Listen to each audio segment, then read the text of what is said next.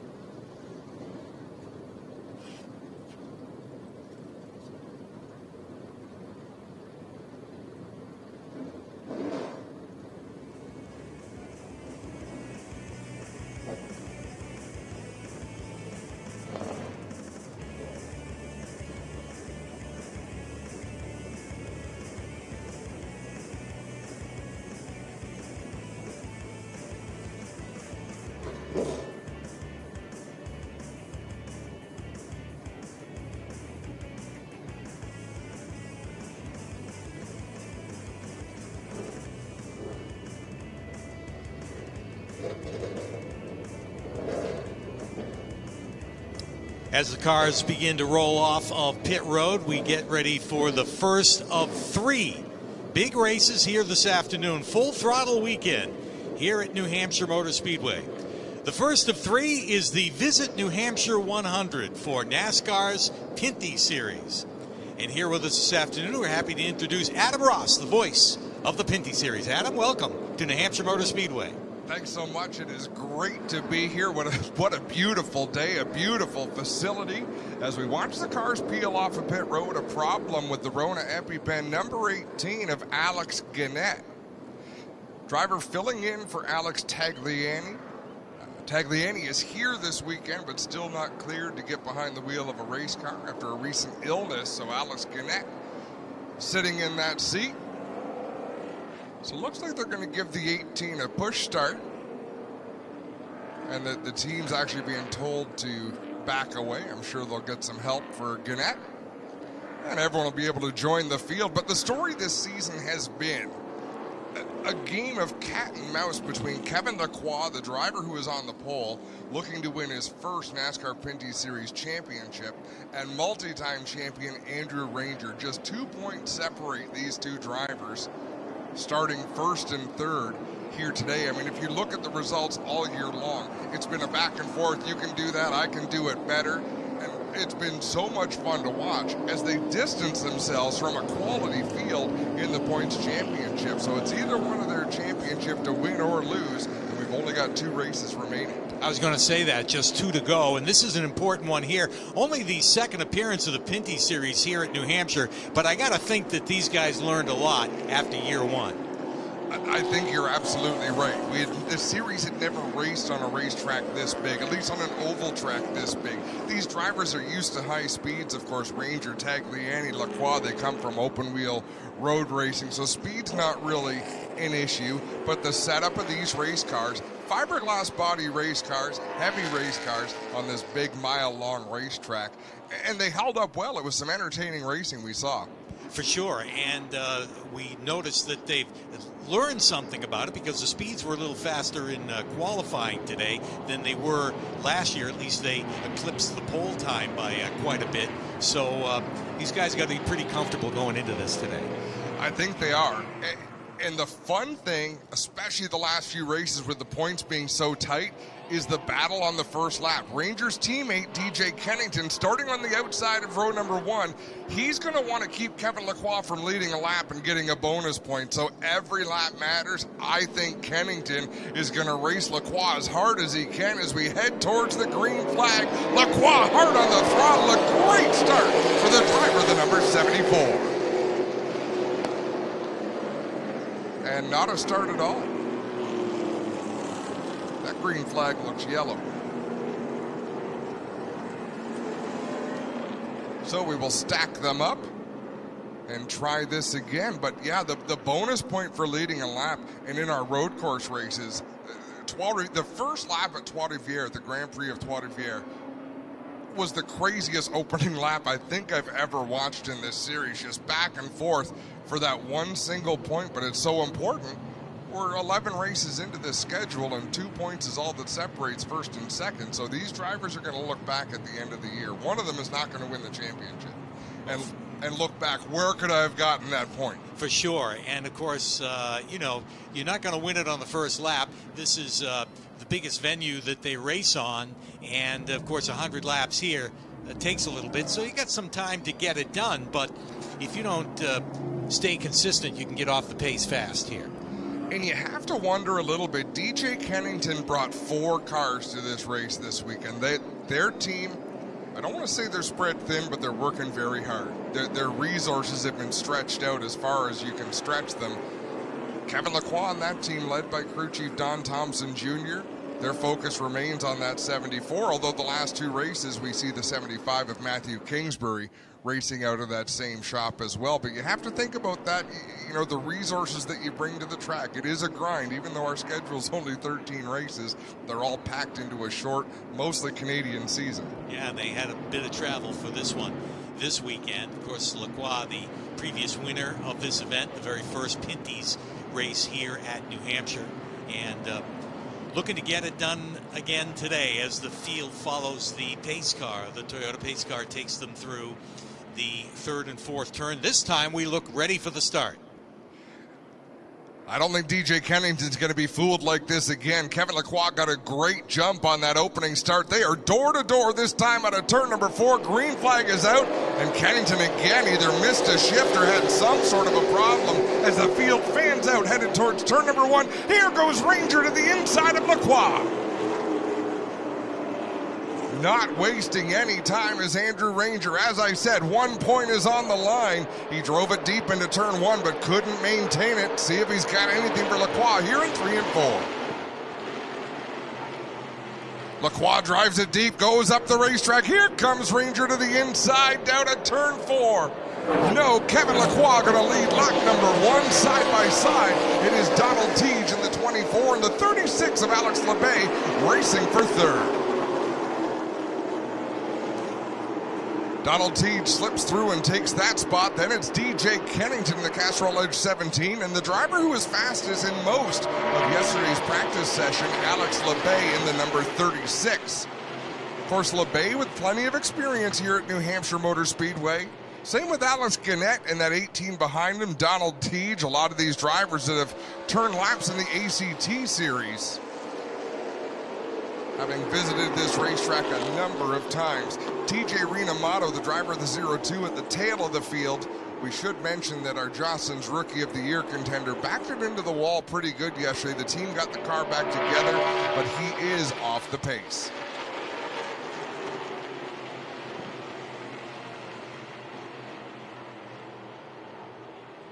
The battle for fifth rages on. Alex Lebay has that position. Pete Shepard looking to the inside as we've got a battle for second going into turn one.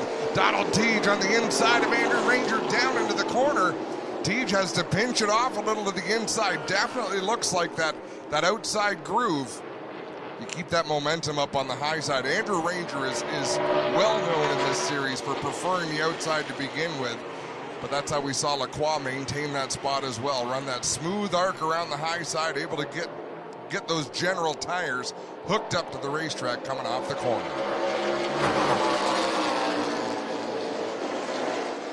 Pete Shepard right up the inside of Alex Lebay in a battle for fifth. Lebay going to beat him down into the turn. Here comes DJ Kennington in the Castrol Edge number 17. Draws alongside Donald Teague in the 24. Another driver with plenty of experience on big racetracks, DJ Kennington. Run a lot of races at high-speed tracks in all of NASCAR's major series. Donald Teague going to keep that third position for now. Out in front is Kevin Lacroix, who has opened up about 12 car lengths over Andrew Ranger in second. Second, third, and fourth are nose to tail. Ranger, Teague, DJ Kennington. And then you have to go back quite a distance to Alex Lebay, who has just given up, from the looks of it, the fifth spot to Pete Shepard. Both of those cars prepared out of the Dave Jacobs Racing Stable in Hamilton, Ontario.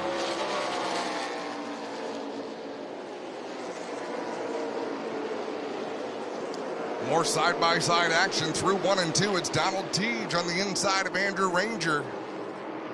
Now on the inside of DJ Kennington as they drag race down the long back straightaway in that battle for third. Yeah, sure looked like the 24 of Teague gave up a little bit when he tried to make that pass down on the inside of Ranger, and that allowed Kennington to get up alongside and finally make the pass. Early in the race, too, these drivers will be feeling each other out.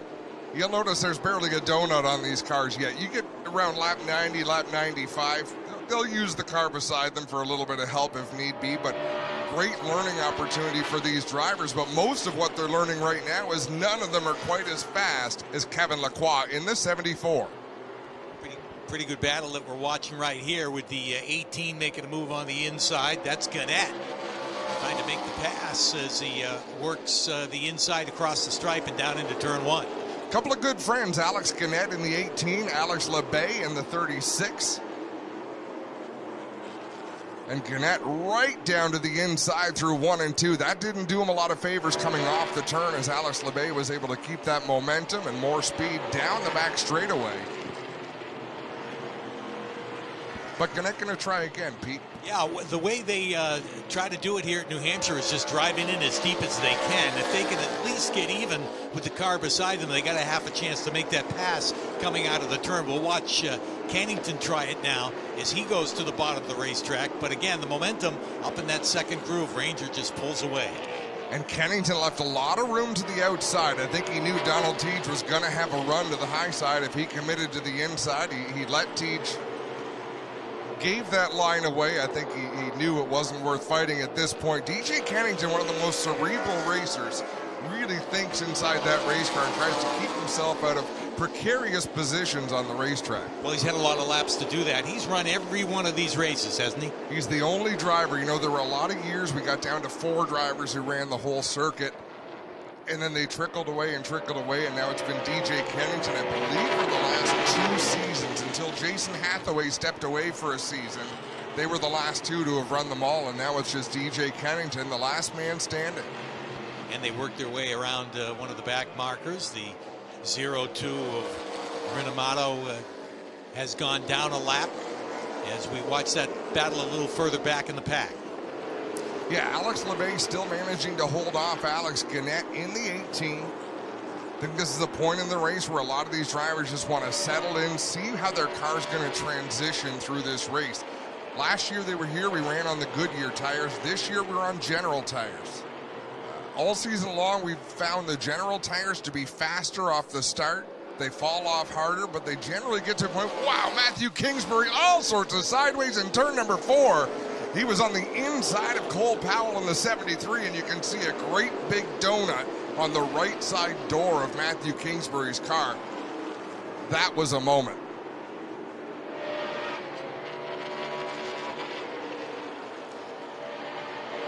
They're fanned out on the back straightaway as they try to get around TJ Renamato. Jason Hathaway down low in the number 3, the most recent winner on the series. He won up at Tsn Eustache, Quebec.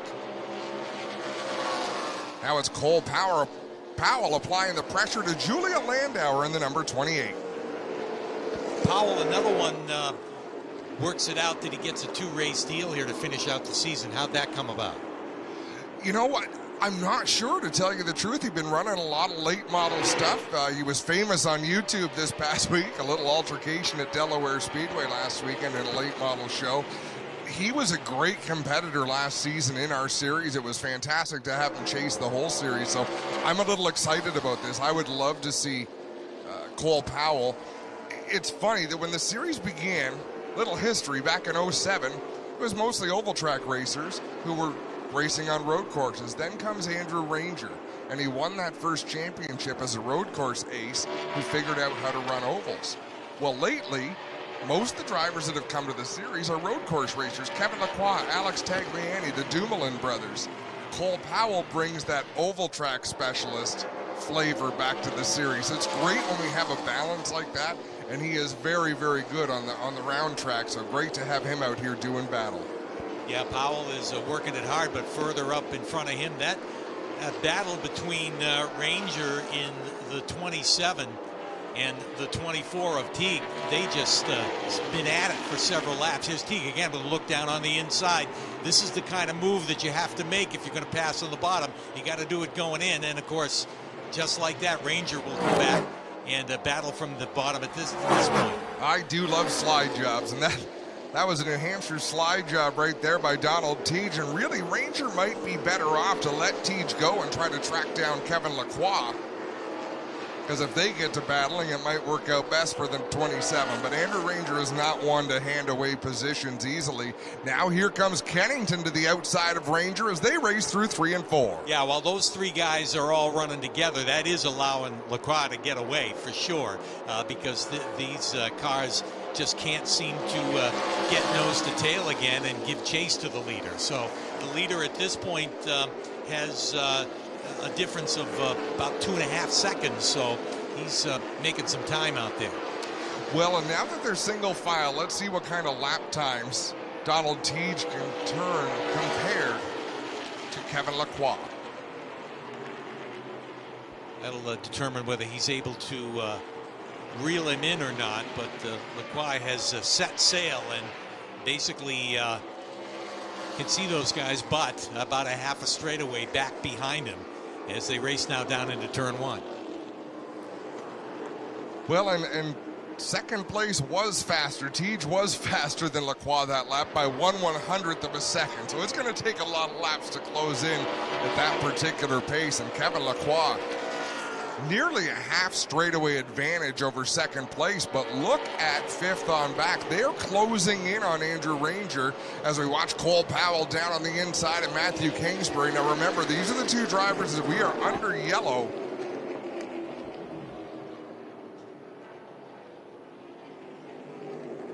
Normally I wear an official's radio in one ear so I can kind of hear what's going on. I'm not sure, unless I'm missing something, what the yellow flag is for. So we'll follow the safety crew, and there we go. Camera people right on the ball. We've got some debris up in turn 3 in the outside groove. So this will change things. Donald Teague was as fast as Kevin Lacroix the last couple of laps, so he will restart alongside the driver from Tsn Eustache, Quebec. Pete Shepard in that number 7 had been closing in on Andrew Ranger. Now Teague has a problem on the racetrack. So the 24 of Donald Teague, and I wasn't sure if he was laying over for something in particular.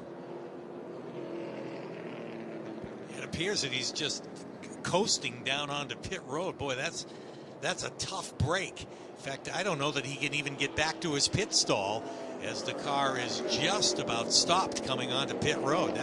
That is a tough break from the position that he was running, and you noted his speed, and something's gone amiss on that number 24. Fiery competitor from Boischatel, Quebec. And he is stopped at the turn 4 end of pit road as we continue under caution. I'm looking along pit lane. There doesn't seem to be anyone scrambling to go and get him, but here comes a tow truck. So now on the short tracks that we run, I thought the rule was the tow truck generally pushes you to pit lane and then leaves the car to its own inertia. But on a pit lane this long, looks like Donald Teege is going to get some help to get back to where he needs to be. To the attention of that pit crew, the Scott Steckley Racing prepares the number 24 of Donald Teege as the tow truck disengages from the 24, and he will roll down to the attention of his crew. Also onto pit lane, DJ Kennington, the Castrol Edge 17, Andrew Ranger in the Mopar 27. We have got a host of drivers coming down to take on fuel. Yeah, a couple of chassis adjustments out there for sure, as they've had enough laps now to get a feel for what the car is going to do. Ranger is down and away, runs into some traffic on the way out, has to get off the throttle for a second, but maintains that 45-mile-per-hour speed limit as they head back out to the track. Now, Cole Powell in that 73, I spoke with him before the race. Okay, he said, I'm coming into the pits and we are going to make a big adjustment. I've been trying to get the team to adjust on the car. I'm way too loose. I've known Cole Powell long enough that I can picture him sitting in the car saying, I'm not leaving my pit stall until you put a wedge wrench in this thing. Well, so far it's happened on both sides of the race car. Now they give him a little push to get back out there. He does it without going a lap down. Yeah, the crews have to be liking this. I mean, St. Eustache, we just came back from, is a pancake flat third-mile bull ring. You've got to be on the ball. When you come onto pit road, you do not have a lot of time. In fact, a pace lap at St. Eustache is probably similar to a green flag lap here at New Hampshire Motor Speedway, around 30 seconds. So they figure the fuel window to be about 105 laps here. You know, guys took advantage of that under that caution, but the leader didn't come in. I guess he's hoping that there's another opportunity a little further into the race. And we've seen so much strategy played out. You're always safer at the front of the field. So part of the mindset would be we've got a great view out here.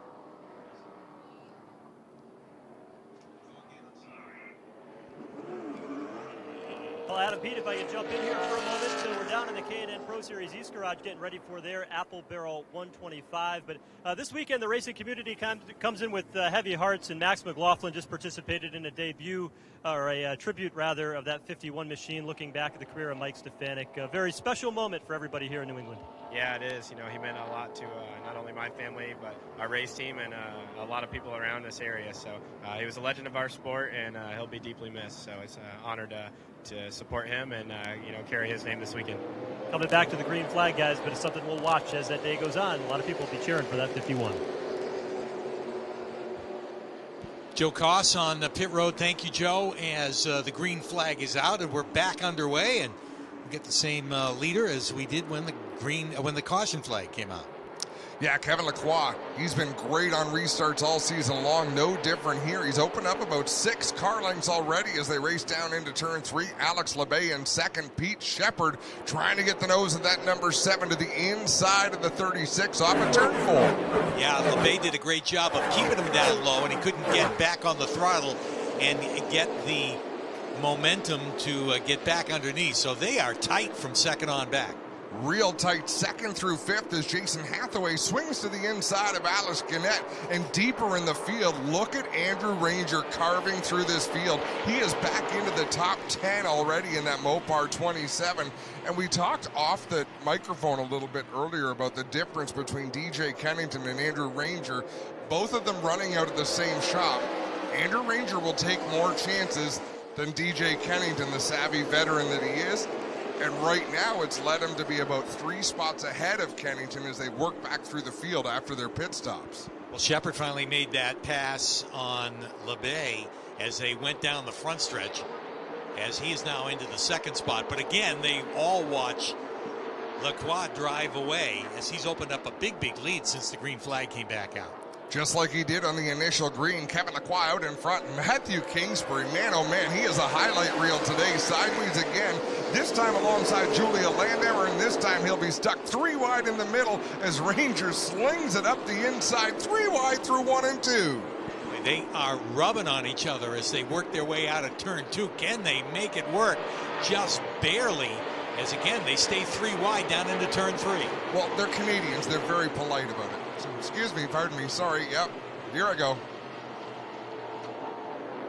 Julia Landauer bowed out of that one, probably wisely so, and she'll let these two duke it out side by side. Now she's got Marc-Antoine Cameron and the GM Paillet, number 22, on the inside of her as Ranger trying to clear Kingsbury. Kingsbury sideways again. Yeah, they get 5 cars all together right there, now out of turn 2 and down the backstretch. They finally start to straighten it out as they fall into a single line, except for that battle. Here's Kennington again down on the bottom.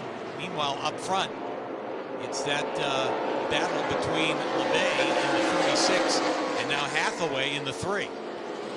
Trouble out of turn 4, 1 car heading to pit road. It's Brett Taylor, the driver from Calgary, Alberta, in that 46. Last year's Jostens Rookie of the Year. This will be an unscheduled pit stop for Taylor as the crew is waving him to a stop there. Up front, Jason Hathaway running that lower line. So even when he's not pressuring Alex Lebay, he's running the bottom groove out there. Not quite making the speed that Alex Lebay is in the 36 up high. And the hood going to go up on the Brett Taylor number 46. So not a good day for a driver who traveled a great distance to be here this weekend.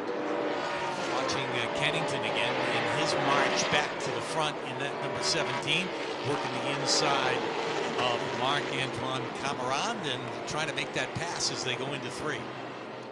Cameron moved up almost as though he was going to let Kennington by, and then he's staying on his right rear quarter panel. Battling back on the high side. Further up, we've got a pass underway. It looks like for about the 4th position.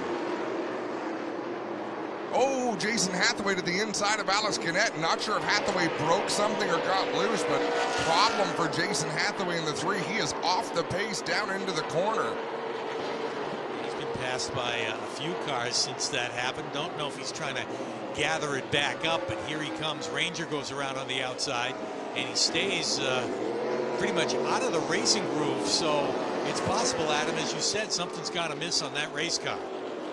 Driver with a couple of wins this season on the NASCAR Pinty Series is Jason Hathaway. Great to see them back in their Kubota number 3 Chevrolet, but things today not going his way. And that's, you know, we're racing on a track that is twice as big as any other oval track we race on. So it stresses the engines, it stresses the suspension on these cars more than any place else we go. But Hathaway's not pulling off the racetrack, so maybe feeling maybe a plug wire came off or something, that if they can get a yellow, he can come down pit road and maybe have the crew have a look for a quick fix. Definitely not picking up any speed, that's for sure. Most of the field has passed him as he stayed on the bottom of the racetrack. Your leader, the 74, that is Lacroix, well out in front. And now this battle continues between the 17 and the 75 as they race out of turn 4. Boy, that's close. And Pete, the 46 machine has made its way down pit lane as well, and they've got a battery out for this team, so that might have been the reason why the car was off the pace. Where the car's back down on pit lane as well. Watching the Hathaway machine, waiting for his machine. Battery up on pit lane for this team to see if they can get that swapped out. So it looks to be an electrical problem on Hathaway. Well, Joe, interesting to note that the 46 and the 3 of Hathaway both come out of the same shop and both happen to have engine trouble or some sort of power trouble within 2-3 laps of each other.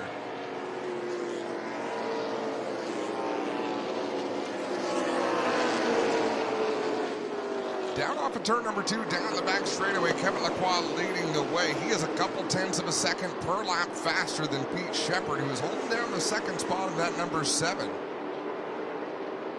Running third, a driver who really wants to end the season on a high note, Alex Lebay, has had a miserable return this year to the NASCAR Pinty Series. Champion in 2017 and 2018, he went down south. When he came back, comes back to the same race team that they ran 2 years ago, was hoping for better things, and things have just not worked out. They haven't had the speed in that 36 that we're used to seeing. As DJ Kennington gave Matthew Kingsbury a little bit of help getting into turn number 1. I think Kennington's had enough of seeing that red bumper in front of him. He wants by. He sees a red bumper with a yellow stripe on it too, so he's doing a little teaching out there, I think. And they're closing in behind Kennington as well. Marc-Antoine Cameron in that 22 right behind the 17. Then a few car lengths back to Julia Landauer in the 28 and the 73 of Cole Powell. But that's fixing to be about the best battle on the racetrack as they work through 1 and 2. 5 cars in that battle running 5 distinctly different lines. Yeah, the top 6 or 7 have strung it out just a little bit. But yeah, Kingsbury plenty of company on the back bumper once again as they race through the 3rd and 4th turn. Kennington sizes him up. Question is, how can he get around it? Kennington with a good run to the outside. Kingsbury going to leave that high line open. Kennington is past him at the start-finish line. Now it's a battle down into turn 1. Kennington clears him on the high side, so finally the 17 gets around the 75. We'll see if he's able to pull away. We talked about it earlier after this restart that Andrew Ranger and Kennington both came into the pits, and right now there's about 30 car lengths between the teammates. Andrew Ranger has picked up more ground in a hurry than did DJ Kennington, but now Kennington has some clear racetrack of his own. We watched that battle between Kingsbury and the 22 of Cameron, as you pointed out. Kingsbury feeling the pressure now as the 22 starts to pull up on his bumper. And a lot of his competition aren't familiar with Kingsbury in the 75. He's run ACT for a few years, had a good run at St. Eustache, showed a lot of speed, but most of these drivers have been around each other for years, let alone all this season. So sometimes, especially at a track with speeds this fast, driver wants to know a little bit about who he's racing with. We got another one off the pace in turn 4 down into the pits. I believe that's either Dexter Stacy or Brandon White. That's Dexter Stacy in the 21. Great to see that Bullies truck stop number 21 back in the series. And Stacy cautiously rolling down pit road.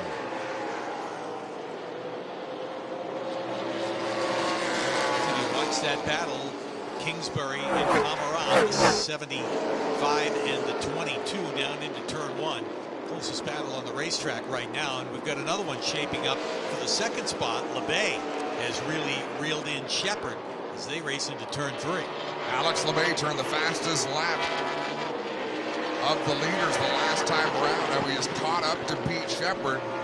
As we've seen all day here in this race, catching and passing, 2 very different things. As Marc-Antoine Cameron to the inside and Matthew Kingsbury down in turn 4. Not able to get that forward drive that Kingsbury did, but making a lot of horsepower under the hood of that thing.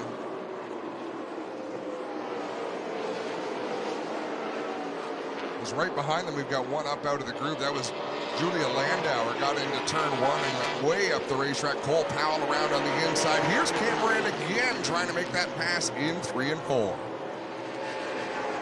Yeah, you can only work that bottom for so long before you got to kind of get out, let the tires cool off a little bit, and that be the case right now. Cameron pulls up behind the 75 of Kingsbury. We'll follow him down into turn 1. All that battling has allowed Powell to catch up to them in the 73. Cole Powell, a tough competitor as well, as we watch Alex Lebay hounding the back of the number 7 of Pete Shepard. And Kevin Lacroix has fallen off the pace. There's a problem with the 74. 32.5 compared to the others running 32.1 and 32.2s. So Kevin Lacroix in the last 2 laps has dropped half a second. Well, added half a second, going the wrong way by half a second a lap in that 74. And you can see Pete Shepard in the 7 and Alex Lebay in the 36 closing in on our race leader. What does he feel in that race car? What is going on? with Kevin Lacroix's number 74. Or could it be some conservation, knowing that another caution flag may or may not come? We're almost at the halfway mark of this Visit New Hampshire 100. And he may be thinking that he might not get the opportunity to get on pit road. That's a great point. Because that last lap, he picked up his speed again, but for 2 laps there, he was nearly half a second slower than he had been, and noticeably on the racetrack, you could see second and third faster as Marc-Antoine Cameron all sorts of sideways out of turn 2, trying to make that pass on Kingsbury. Yeah, he's been trying it on the inside. He pulled back and followed him for a little bit. Now takes another run at it. They are side by side, and you're right, they just barely touch out of turn 4, and Powell right there to watch it all. He's trying to pick the lane that he can make a pass on. Is it going to be the bottom or the top? Those two, again, racing side by side. Powell almost thinks about making it 3 wide as he gets down real low through the first and second. Now they bounce off of each other out of turn 2. That's a great battle. Fantastic racing, and you can see also how powerful the wind is. You watch the hood of that 73 of Powell just buffeting in the wind back there. You wonder how that feels behind the wheel as they slide through turn number 4. You could barely get a credit card between those 2 race cars. Still door to door, lap after lap, down into 1. Yep, and they are not giving up, either one of them, as they are fighting for that position. There's that pass for second spot. We're talking about Lebay and Shepard duking it out. Lebay finally gets it done. Alex Lebay up into the second position now. He's got a lot of ground to make up on the race leader, Kevin Lacroix. As the Cameron and Kingsbury show continues up at turn 4, they've been side by side for about 3 to 4 laps now. Just a quick update, guys, on the 74 car, Kevin Lacroix. Some concern when he was starting to slow those lap times. You had noted that he had fallen off about a half a second per lap over a handful of consecutive laps, but there's no problem with that. Walked out of the crew, gave me a big thumbs up and said, nope, everything's going according to plan. We're doing exactly what we need to do to get the checkered flag at the end of this race. Well, he's definitely doing what you want to do, and that's lead all the laps so far. Alex Lebay into the second spot, and he is not as fast as Lacroix in the 74, at least not that time around. We're about to complete lap 49 of the scheduled 100-lap distance in the Visit New Hampshire 100. And this is sort of how it went last year as well. Lacroix got out in front and pretty well checked out. He clearly has figured out this 1.06 mile oval out here at New Hampshire Motor Speedway. The competition's got a little bit of work to do if they're going to run with Kevin Lacroix, as he is pretty well gone at this point. And he's one of our drivers that if the car will do it, he wants to be out front. He wants to be the rabbit that everyone else has to chase, and he's pretty darn good at doing that. And he continues to open up the gap here. He did have those couple of laps where he was off by about a half a second, but right back on it and checking out a little better than half a straightaway lead at this point as he rolls through that south end of the racetrack. We look all the way around the racetrack. Powell have both gotten around Matthew Kingsbury, and now that they have made those passes, they're able to pull away from the 75 machine. Pete Shepard there trying to hang with Alex Lebay. Not sure he's going to be able to do that right there, 3 or 4 car lengths back, but Lebay starting to step out just a little bit. Don't think he's got anything Lacroix, but clearly the second best car in that 36.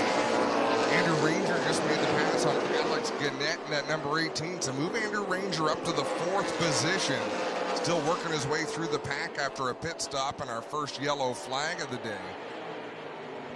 Ranger would love a caution here, I think. Get him bunched back up. He's looking around inside that race car trying to find something he can throw out there and get the old debris caution. Oh, they've got plenty of tricks up their sleeves. I never underestimate these pit crews. His crew chief, Dave White, one of the best in the business, so if there's something he can dream up, I'm sure it's been dreamt.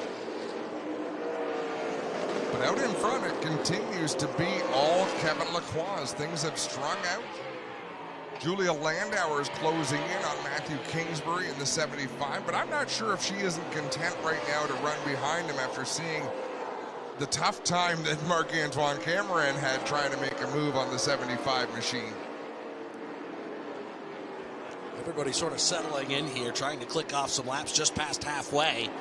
53 of 100 as Andrew Ranger makes his way down the front straightaway, trying to figure out how he is going to go up there and get his chief rival here in the point standings.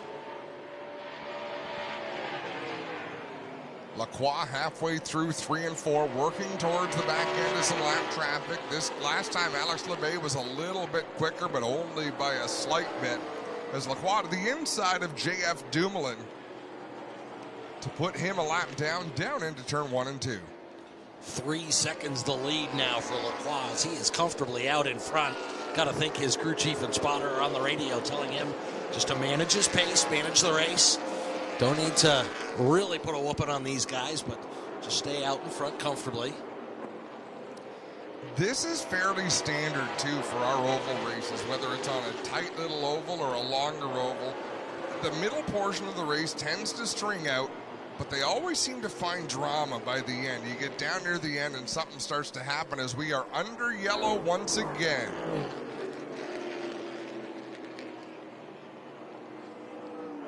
Flagman Dan Hawkins with the yellow flag being displayed.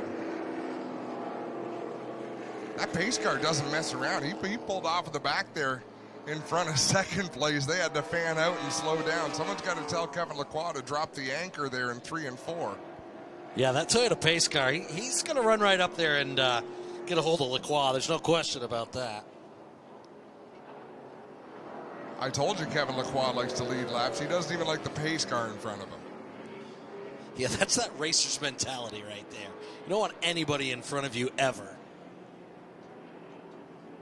So the yellow is out. We got a flat deck coming down pit road. I wonder if they're just going to clear the cars that have had problems in the pits. Here comes Jason Hathaway. I believe Joe is still down in that pit area. I see our TSN crew running in that direction.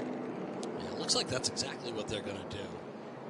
Looks like that's the car of Donald Teach. Tough break for him. And high hopes for this racetrack. The 46 there was going to get pushed away, and then the 3 car, Jason Hathaway, pulled out in front of him. Hathaway gets a quick splash of fuel, heads back out onto the racetrack. Brett Taylor looks like he is going to get a push and try to get him back to the garage area. Also the 21 sitting on pit road, Dexter Stacy. And it was indeed a miss that was the problem on the engine of the Jason Hathaway machine. We documented that a little while after that first caution flag of the event. They just put some fuel in it, as you documented, sent it back out onto the racetrack. The 46 machine has been on pit road for some time now. Britt Taylor had a little bit of problem there. The battery, they had a hard time getting the old battery out. They've got one battery just sitting on pit lane, but boy, they have had some problems here with this 46 machine. And now the wrecker's sitting on pit lane, just on the outside of that 46 before they get ready to clear it off pit road. And the crew is telling the wrecker to get the heck out of the way because their race car is coming back in. So the wrecker is pulled in alongside the 46, but he's actually right near the entrance of that pit stall for Jason Hathaway, who will now pull around the wrecker, and they're going to go under the hood. Yeah, it's a tight squeeze down here, Adam, because they were able to get a little bit more fuel in. They waited for the wrecker because he was on pit lane. They backed him up. Now they've got to back Hathaway up a little bit from his pit stall because his nose was over the line, and they've gone under the hood. Remember, we talked about that mist that they had reported in the engine. So they're taking a look at all the spark plugs, making sure that they're all pressed down nicely on top of the distributor cap, also making sure that they're pressed down into each one of the cylinders. But even as he revs the engine here on pit lane, you can hear at high RPM, it's just missing a little bit on this 3 car. And boy, when you've got long straightaways in a 1-mile track like New Hampshire, giving up any horsepower when you get back to the throttle will certainly lose you a lot of positions on the track. Great job down there, Joe, and great job by the tow truck driver not to pull away as the 3 was pulling in, but you could hear in the background the crew just going ballistic. They were not at all happy campers right there. Kind of an odd situation there. Another odd situation is a rollback sitting down there on pit road. You don't normally see that. Must be something pretty substantial on that 24 car. Either the transmission or the rear end or something locked up as they're having to tow that up onto the rollback instead of just pushing it away or towing it away with a wrecker. So tough break there for Teach, a guy with a ton of experience on this racetrack and was looking for big things here today. Well, that could have been the other problem, is they didn't have a driver for that 24 car to get it off pit road, because I could see Donald just walking away off fairly unimpressed with how the day had gone as Hathaway down in the pits once again. So there's no quit in these guys. Obviously, they must feel there's something that they could do given about a minute of time that they have. So this is twice now they've sent him back on the racetrack, come back down pit lane with some sort of a plan as they work under the hood of the Kubota number 3. Hathaway's team continues to work. The pace car just getting into turn number 3 now, so those guys are going to have to hustle. As JF, no. Well, now the problem, guys, is that Hathaway could not get the car fired once again. They had shut it off after they went over the wall to take a look at some of those spark plug wires a second time. Now they're looking at the electrical at the front of the car, possibly an alternator problem, but looking on the right side of that automobile to see if they can figure out where the problem is on the number 3 Hathaway machine. Hood is still up, but the pace car coming down pit lane will put this team a lap down, and now just trying to figure out exactly what the issue is, one crew member at a time, strategically looking at wires, trying to find anything that's loose. And for anybody that spent any time around electronics, automobiles, or anything else for that matter, or even when you're trying to troubleshoot something on your computer, sometimes they're hard to see and they're hard to snuff out, and that's the problem here for this 3 car. They don't exactly know where to look without getting out maybe a meter and some diagnostic tools to help them figure out what the problem is on this 3 car. Well, now they're going to be happy they haven't towed away the 46. I believe they're going to go shopping under the hood of Brett Taylor's race car. 5-finger discount. They're going to pull off whatever they need from the 46, put it onto the 3 machine. Possibly, I can't see why else they would have gone under the hood of that 46 machine. So a bit of confusion down there, as now the wrecker is pulled to the front of the 46. We're going to hook that in to pull it back to the garage area. So a fair amount of confusion surrounding the 46 and 3 teams there as they try to sort out issues on multiple cars. I know I'm confused. And now a crew member sprinting. That's a long run. I'm getting tired just watching him, for crying out loud. And he's doing it in a helmet. That's right. Helmet and fire suit still on as the crew member went right by the porta-john, so he didn't have to use the facility. I think he's going for parts and pieces from the hauler. And they are about as opposite ends of this place as you can get. The Pinty series using the north garages, while they are pitted in the southern half of the pit area. Fortunately, they're not all the way down there in turn number 1, but close enough, I'm sure that guy's thinking. That's pretty good that you've got your north and south there. 'Cause I watch a little bit of football. Even they say moving from left to right today. I can't see where the sun is exactly, so I'm glad we've got you. It's up. Yeah. The sun is up, definitely. On pit road, LB Dumoulin coming in for some quick service of the number 47 WeatherTech machine. They went in and made a chassis adjustment into the right rear window, now doing a little bit of work on the right rear as well. It's an air pressure adjustment for the 47, as going by him is now that 46 that is back on the wrong end of the wrecker. So they have now left pit road, but the 47 of LP Dumoulin coming in for some quick service and chassis adjustments here for the final 40 laps. Yeah, they've had a frustrating weekend. LP Dumoulin, former defending champion. This is the 13th season of the NASCAR Pinty Series. Our champions have been Andrew Ranger, Scott Stackley, DJ Kennington, Caden Lapsevich, Alex Lebay. Who did I leave out? Ranger, That's Kennington, pretty Stackley. impressive. Not right in there. order. Nobody has ever defended their championship. Even Kennington didn't go back-to-back? We have never had a repeat champion in our series. And like I say, That's Kennington crazy. has multiples, Stackley has multiples, Ranger, Dumoulin. Right, just never back-to-back. Never back-to-back. That's crazy. And Dumoulin made a big deal about that, the WeatherTech 47. You know, we're here to defend our title. Just a couple of instances this year where they've been a little bit off the pace, and once again, we may not have a new champion this year if Andrew Ranger wins, but it won't be back-to-back. And there's a possibility Kevin Lacroix going to take his first title. So it's an exciting time to be a NASCAR Pinty Series fan. Competition level is as high as it has ever been.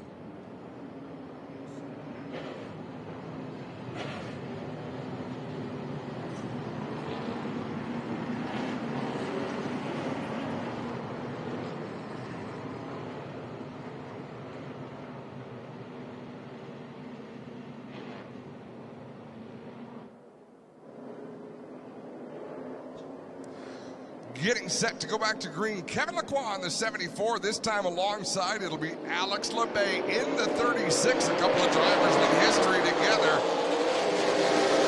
We have some explosive finishes with these race car drivers and some even more explosive cool-down laps. Now Kevin Lacroix, now you've got to take your pride into consideration. Alex Lebay is fast. You can see him closing on that 74. All Kevin Lacroix needs to worry about is the 27 machine. How hard will he fight with the 36? But this is where the race car driver comes out in you. The other piece of that is, as tight as this points battle is, Lacroix needs every point he can get, because when you head off to the next race, he could have his troubles there. It could be that point that he beats Lebay by could be the difference between the championship or not. Absolutely true, as Kevin Lacroix leads them off at turn number 2. Alex Lebay about 5 car lengths back. This is actually as close as anyone has been, really, to Kevin Lacroix on the second lap after a restart. So let's see, as the dust sort of settles here near the front of the pack, who's able to consistently run faster laps. Now, Andrew Ranger, remember, came in and topped up with fuel. You've got to think he wants to get up there and push the pace as hard as he can, so Kevin Lacroix can't conserve. Lebay able to stay within a couple or 3 car lengths now of Lacroix. Ranger, on the other hand, looks to be losing a little bit of ground. I'm thinking Lacroix wants about 3/4 of the races in 2020 to be on this racetrack. He is loving this place. Very, very good here. And he runs a unique line, especially down in 3 and 4. You see him go way up the racetrack. So he goes into the turn fairly low, lets the car drift way up, and then brings it back down. Alex Lebay, a little bit of a different line behind the wheel of the 36. He actually goes into the corner a bit higher and then brings it down. But he's a full car width lower on the racetrack than Kevin Lacroix is running. It's kind of strange, Lebay running a line like the Monster Energy Cup cars run around this track. Lacroix running more of a line like an ACT car or a super late model would run around the track. Interesting in that Lebay has a ton of laps in ACT cars here. So true, as we've got a battle for 4th. DJ Kennington has that 4th position. Pete Shepard looking for the spot in the number 7. Things got shuffled around there in that restart. Kevin Lacroix still maintaining about that 5 car length gap as Pete Shepard with a run on the outside. Look at how low the back end of Shepard's number 7. It is just about dragging the ground, getting that spoiler down out of the wind. Shepard and Kennington. Shepard gets loose as they come off of turn number 4. Pete Shepard had a run to the inside of Kennington and threw it all the way as he got back to the throttle. The back end of that number 7 car stepped out on him. And Shepard did a nice job of hanging on, but had to watch Kennington drive away by a couple of car lengths. 2/3 of the way through this one, 67 laps complete. And yeah, Shepard had a moment there. Speaking of a moment, deeper in the field, Matthew Kingsbury in the 75 is alongside our one-man highlight reel, Anthony Simone. Oh, contact in turn 4. They timed that perfect. Thanks, fellas. Anthony Simone drives 110% every lap. Matthew Kingsbury, we've seen, also drives that hard. This is going to be fun to watch. Well, and right behind them is Julia Landauer looking for a place to go. She's thinking maybe backing off a little bit might be a good idea, but now she's going to jump right back in the fight and get up there and mix it up with these two now. We swap inside and outside as we head back to turn number 3. Simone looked like he swapped over as though he was going to just drive it down into 3 and then backed out to set up Kingsbury again. Down the front straightaway. This is a battle for 9th and 10th on the racetrack. Kingsbury really keeps that car down the inside going into the corner. Pete Shepard just had another run at DJ Kennington coming off of turn number 2. Looks like Kennington might have a slight advantage in the horsepower department. Shepard, on the other hand, seems to have the drive off the corners. Here he comes again, right to the back bumper of Kennington as they make their way up onto the front straightaway. And then again, Kennington able to open up by about a car length. Kennington's cars have always handled pretty well in a straight line. Lots of horsepower under the hood of his Mopar entries. Of course, his teammate Andrew Ranger in the Mopar sponsored number 27. Kevin Lacroix pulling away by a couple of car lengths, but not nearly as far as we've seen him earlier in the race. Alex Lebay there, Andrew Ranger. So, of course, Lacroix has the only bonus point for leading a lap, and he has locked down the bonus for leading the most laps already as we're on lap 71 of 100. Jason Hathaway finally making his way back out onto the racetrack. the crew down there going to take a nap after a couple of them jogged back to the garage area. You got some parts and pieces to get that car going again, but Hathaway in that 3 car, a number of laps down, but back out on the racetrack. TJ Rinamato going to the outside in that 0-2 machine. I think if I were off the pace here, I'd want to be hugging the inside line. Too much can go wrong up there on the high side as the leaders go by. Side by side, we've got a battle between Marc-Antoine Cameron in the 22 and Alex Gannett in the 18 as they race through 1 and 2. It looks like Cameron going to get that position as Gannett falls in behind the 22 machine. Keep your eyes on that battle with Ranger and Lebay. Ranger had a big run through the middle of 1 and 2.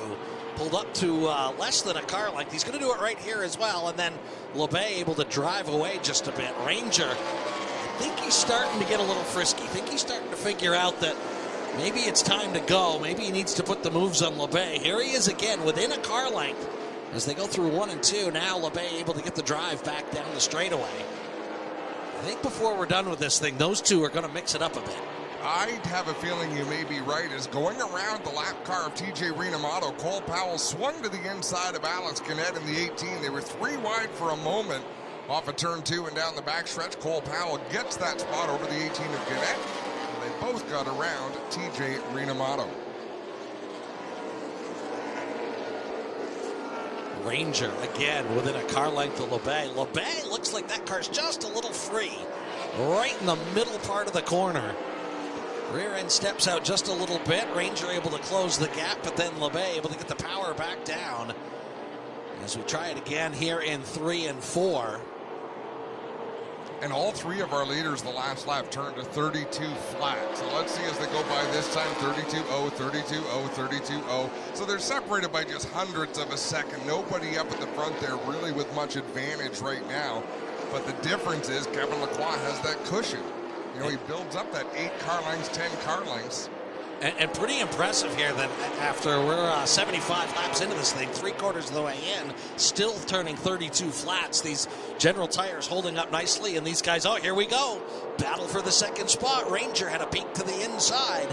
Not going to work this time, but somebody has told Andrew Ranger it is time to go. Yeah, 25 laps left now, 24, so it is time for him to get up on the wheel, and if he's got anything at all, he's got to go rattle the cage, and I think Alex Lebay wisely let Andrew Ranger go by. His best opportunity to win this race might be Andrew Ranger catching Kevin Lacroix. Yeah, going to need to keep an eye on Lacroix and Ranger and compare those lap times over the next 4 or 5 laps and see if Ranger's got anything for him. And I meant Lebay's best bet to win. Ranger's best bet, obviously, is to catch the leader and pass the leader. But for Lebay, if they get into some skirmish, might be his opportunity to steal one here this afternoon. Yeah, I think Lebay's pretty well used up the right rear tire on that machine. That car a little bit free, especially down in 1 and 2. And Ranger starting to drive away. Lebay just not quite able to keep up with him. DJ Kennington in 4th. Going to try to run down Lebay, see if he can score himself a top 3. Pete Shepard rounding out the top 5 as they run. And Kevin Lacroix has actually picked up the pace. He's down to a 31.9, so not a huge gain, but he's actually turning up the wick a little bit now that Andrew Ranger is up into the 2nd spot. He always wants to show that he's up to the challenge behind the wheel of that 74 machine. And whatever they did to Hathaway, he's back up to speed. He's at full song in that 3 machine, only numerous laps down out there. And Anthony Simone in that Silverline Tools #1 has caught back up to Matthew Kingsbury in the 75. So Kingsbury drives it deeper into the turn. Simone able to get through the center and off just a little bit better. Those two just can't seem to get away from each other. It's almost like they've resigned themselves to the fact that this is where they're going to be, and they might as well have a little bit of fun together out there. Yeah, roll up your sleeves and get at it, boys. Well, you said you'd had some interesting cool-down laps. There is still that potential. There always is. If the race is still going on, and we've seen that year after year. I've had the good fortune to be at all of our races ever except this one last year. It's never over until the checkered flag flies, and there's example after example about how things can change at the drop of a hat. So both our leaders, in fact, all of the top three down into the 31.9 zone. It doesn't sound like much, but picking up a 1/10 of a second is a change in driving style, a change in line, but starting to push it just a little bit harder as the laps wind down. 19 to go here, 19 laps remaining in this NASCAR Pinty Series race here at New Hampshire Motor Speedway. If you're watching on Fans Choice, we welcome you to the broadcast and hope you're enjoying what you're seeing here. Still a couple of races to go as the K&N East Series going to be up next, and then that Big Musket 250 as the cars are starting to get teched and gridded down in the garage area. Kevin Lacroix has been flat dominant, led from the drop of the green. He's about the only guy that hasn't taken fuel. Well, and that may come into things as well. And how about that last lap of 31.8 for Ranger? He's back into the nines now, but basically mirroring what Kevin Lacroix is able to do. And Anthony Simone is still chasing down Kingsbury. Car length and a half between those two drivers. Unfortunately, the math just not working at the front of the field. A little over 3 seconds is the gap from Hathaway or from Lacroix back. And unfortunately, at a 1/10 of a lap with 18 to go, my basic third grade math just doesn't get that done. Your knowledge is spot on. As Pete Shepard to the inside of DJ Kennington down the front straightaway into turn number 1. Shepard trying to pick up that spot on the bottom. That is a tough pass to complete. You've almost got to clear the driver going in, slide up in front of their line. Pete Shepard did not do that. That allows DJ Kennington to pull back out down the back straightaway and maintain that 4th position. Just noticing the difference in the attitude of the 17 and 7. Down the straightaways, Shepard's car, the nose comes way up off the ground in that car, whereas Kennington's car stays a little flatter on the racetrack. Yeah, you see the different styles of setup, and Kevin Lacroix that time really had to pinch his car off to get around TJ Rinamato. They almost made contact there in turn number 4. That allowed Ranger to close in 0.4 of a second, and you can see it on the racetrack how much Ranger caught up there. Yeah, not sure if it was just the lap car or if Ranger has stepped it up a little bit, but the gap is visibly smaller here as they make their way down the front straightaway. A 1/4 of a second a lap that time as well, so Andrew Ranger starting to close in on Kevin Lacroix. Does he have enough time? Is there enough traffic to work? And they do have a slower car about half a straightaway ahead. I believe that's Mark Dilley in the 64 Leland Industries NTN Bearing sponsored entry. But yeah, Ranger continues to close the gap. Yeah, Ranger got to be careful here. He drove into turn 3 very deep that time. He reached out and bit J.R. Bertuccio yesterday in modified qualifying as he got into turn 3 too deep and got up into that outside wall. So Ranger going to have to tiptoe a little bit, even though he is trying to get aggressive, but he is catching Lacroix visibly. The last 3 laps, he's been about 0.2 of a second or more faster, and now we can talk car lengths. Now we're a handful of car lengths between 1st and 2nd. As they approach lap traffic, there'll be 13 laps to go this time. And this is just Ranger flat getting up on the wheel. It's not as though Lacroix has slowed down a bunch. Ranger, has he been saving his stuff all this time? Has he been conserving those General tires under that hot rod? He is there. Well, you know, if Kevin Lacroix was conserving, it is now time to go again. 2nd place is there, you got to pick it up. So let's make the assumption that Kevin Lacroix has not been conserving. He would not let Ranger that close. Who's got more left in the tank? And again, Ranger, a very different line, enters about a car width up the racetrack, drives right up to the back bumper of Lacroix, who is hugging the bottom of the racetrack. And look at Alex Lebay in the 36. He is closing in as well. Were we talking on the air or off the air? A little bit on the air. I said, you watch the end of the race, things just seem to close in. Here goes Ranger, closing up on the 74, right up on the back bumper of the leader. This is going to get good. Coming to 11 laps to go as Ranger right back to the back bumper.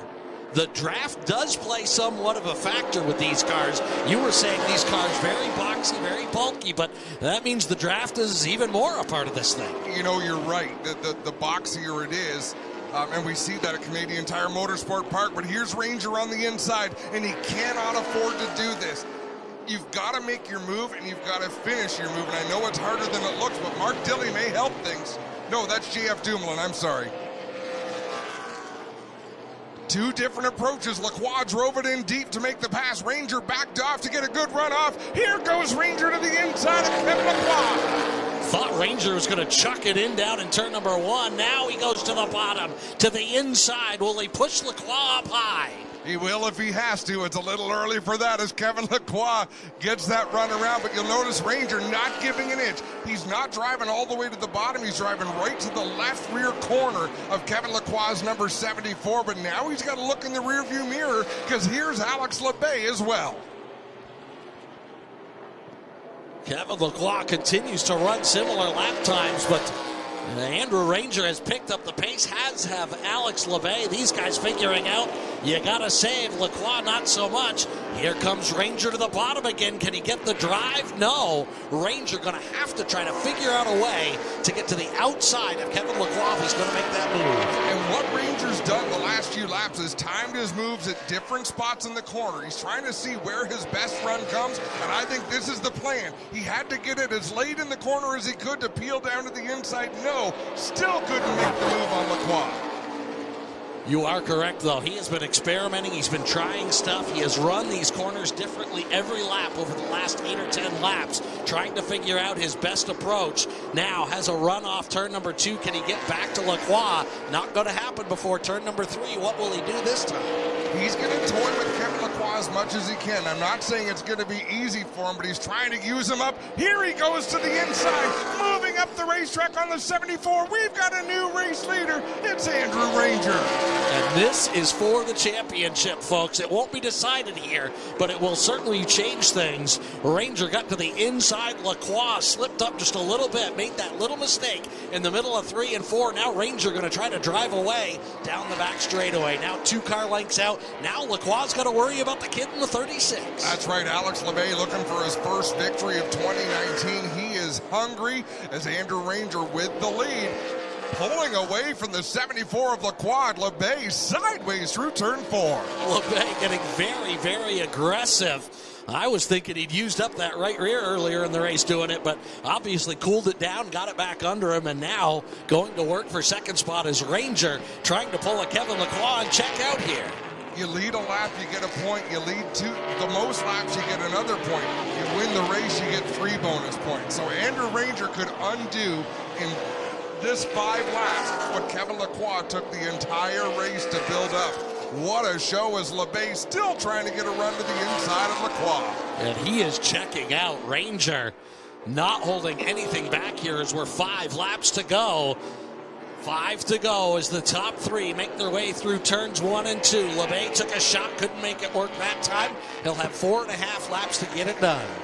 Andrew Ranger loves what he's seeing in his rearview mirror with Alex Lebay pressuring Kevin Lacroix. Lacroix has got to be frustrated behind the wheel of that number 74, watching that Mopar 27 drive away from his windshield as they race off the corner.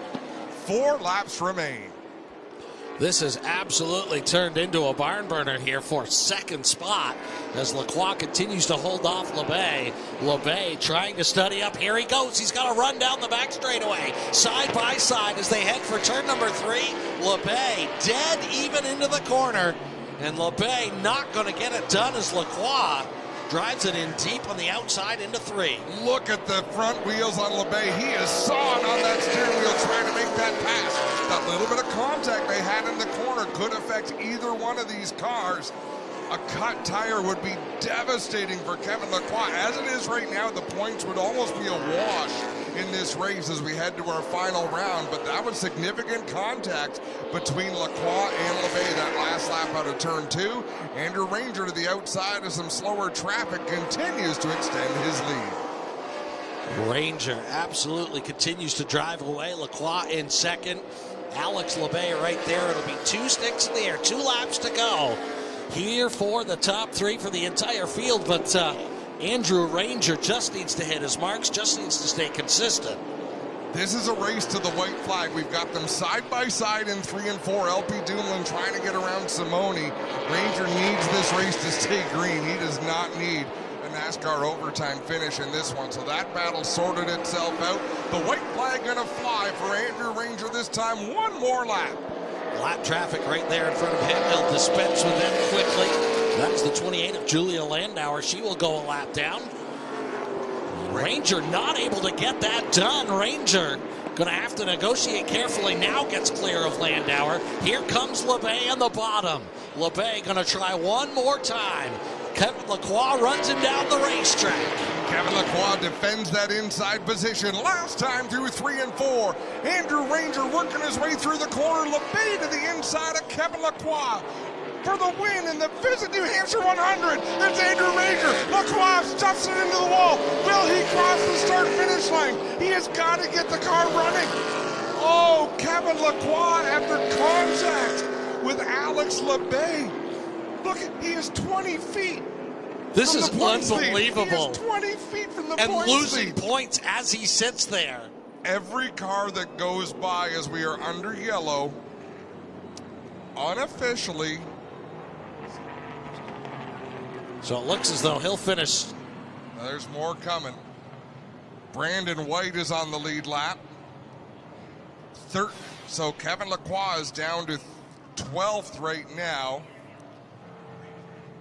We're going to have a replay. Man, oh man, hard contact. I wonder if they can show that again and just back it up so where we can see Kevin Lacroix defended the inside the previous lap. Oh, Lebay comes up the hill. No question about it. They were going down the backstretch, and Lacroix ran him down to the inside of the racetrack. Not saying there's anything wrong with it, as now he's going to get out of the race car very unhappy is Lacroix. How about a round of applause, folks, for Kevin Lacroix, who dominated this race. Here's a look at the replay. Yeah, Lebay just slid up. Two guys going for the same piece of real estate. Lacroix had defended down the back straightaway. Lebay was given nothing as they were racing for second. And look at that slide to the start-finish line. Cost him so many spots, and Kevin Lacroix taking a long walk back to the pit area, getting that fire suit off. Heartbreaking for the driver from St. Eustache, Quebec at the Lacroix Tuning. Bumper to bumper, number 74. And if he doesn't win this championship, he is absolutely going to look back at this moment. How can you not? How can you not? Unbelievable. What a show. Lacroix continues back to the garage area. It looks fairly calm. I mean, we're a long way away, but... Let me tell you something about Kevin Lacroix. He was I don't want to say a hothead, but he was a spark plug. He was a fireball. And when things would happen, he would get worked up. He has embraced his role so well as a NASCAR driver and shown so much calm. He understands the show business side of things. Here comes Andrew Ranger pulling onto pit road and into victory lane as Lacroix walks away being interviewed by one of the New England-based reporters. Now, the other thing, if you're a race car driver and you've been around the block a couple of times, you want to make it look like you're real calm until you get within 5 feet of the person you want to punch. Or his team. And then, yeah. I don't put anything past these drivers. They're a good bunch. As Andrew Ranger makes the turn down into victory lane, he is going to be one happy driver. And I'm going to keep one eye on the pit area and the garage area as Andrew Ranger gets down there to celebrate. Quickly setting up victory lane. We'll give Andrew Ranger the chance to get out. Kevin Lacroix had this thing covered. He had a 3+ second lead in this race. And now Andrew Ranger sits in victory lane and Lacroix sits backwards on the racetrack, 20 feet from the start-finish line. With a destroyed race car that he's got to run next week at Chicasa Motor Speedway. Oh, they've got an arsenal of cars. They may have one more car next week. I've seen if you believe the Twitter wars, you may see a backup car rolled out for someone else to drive if they get angry enough. Yeah. Well, you got to think there's going to be some conversation here before these two, Lebay and Lacroix, leave the state of New Hampshire. Oh, follow them on Twitter. If you haven't already, find them on Twitter. Yeah, folks, scramble your phones now. Kevin Lacroix and Alex Lebay. And they'll be doing their TSN interview right now because all of our events are broadcast on TSN. Todd Lewis will be down there. He'll get the first crack, and then Joe will be able to get in there and have a word with our race winner, Andrew Ranger.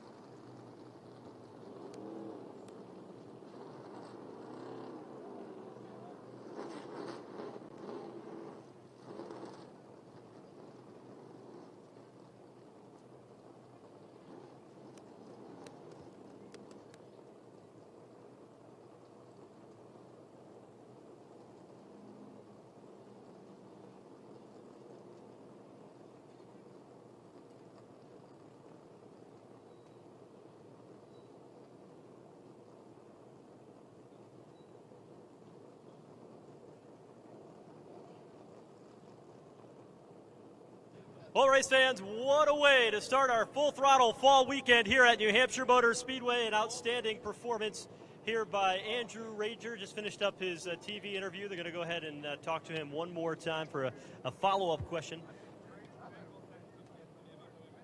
We'll rejoin the Victory Lane celebration in a moment once TV concludes. Yeah, Joe, it's quite a phenomenon because they have the English language, so TSN broadcast, and then the French language RDS broadcast. So 2 clips of the winner, and then our PA folk get a crack at him. But Andrew Ranger's a pretty high energy guy, so he should still have plenty of mojo for you once he gets done with his RDS chat with Todd Lewis.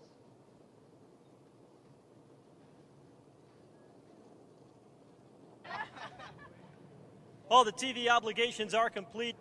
Andrew, unbelievable drive there at the end. You waited back. LaCroix had that race won from the beginning, but you plotted out a plan that would find you in position at the end to take advantage of it. How'd you do it? I'm so happy. You know, I want to thank my crew. My guys did a great job. We have a car was not easy to drive yesterday, and they really worked hard, and finally qualified in P3. And it's awesome. You know, during the race, I was trying to push really hard. We came in the pit, make a little adjustment, put some fuel, and we get out of there, I think, 8 or 11 or something like that. And a little bit by a little bit, I was able to see the race leader, and my car was just fantastic. I want to thank my guys, my crew. I want to thank Smolpar. I want to thank DJK Racing, Dave White. Thank you very much, my crew. Again, thank you, everyone, to be here today. And it's another victory for us. 4th win of the season, momentum on your side as you approach toward the end of the year. Has to feel good also. Oh, yeah, I'm so happy. Now we're a point leader, and one more race to go next week, and hope we can finish that thing and maybe win a 3rd championship. We'll keep an eye on it. It's time to award the trophy for today's Visit New Hampshire 100. Here to present the trophy, please welcome Emily Fabian.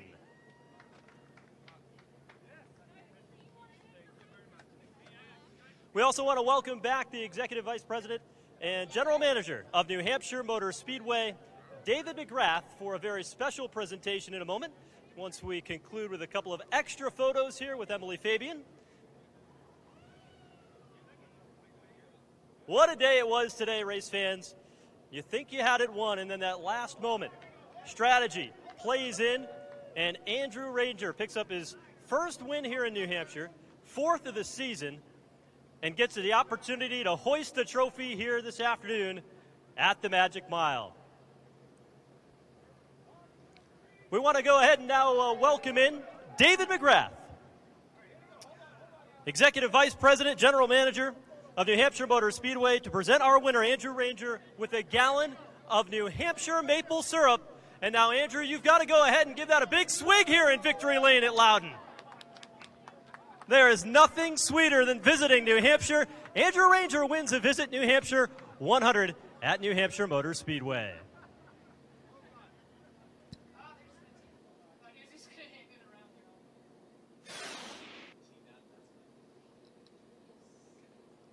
That might have been the best chaser ever. That's right. Little maple syrup and Miller Lite. Yeah, that's the way to celebrate in Sunoco Victory Lane. So another great run for the Pinty Series here at New Hampshire. Adam Ross, it's been a pleasure to be working with you. We look forward to the next visit. It was a blast, guys. Thanks so much for sharing the booth. And, yeah, that was great fun, great finish. Heart goes out to Kevin Lacroix. I mean, what a shame there, but hard-fought battle for sure. I'm going to enjoy the rest of today as a race fan. I have been looking forward to modifieds at New Hampshire Motor Speedway for many, many years. So, fellas, enjoy yourselves. I'll enjoy listening to you. All right, thank you. Adam Ross, the voice of the Pinty Series. Thanks for joining us here at New Hampshire, and congratulations again to Andrew Ranger celebrating in the victory lane for the winner of the Visit New Hampshire 100 for the NASCAR Pinty Series. Well, if that is any indication of the racing yet to come, you best take a big deep breath right now or visit the concession stand for a little refreshment before we turn our other two races loose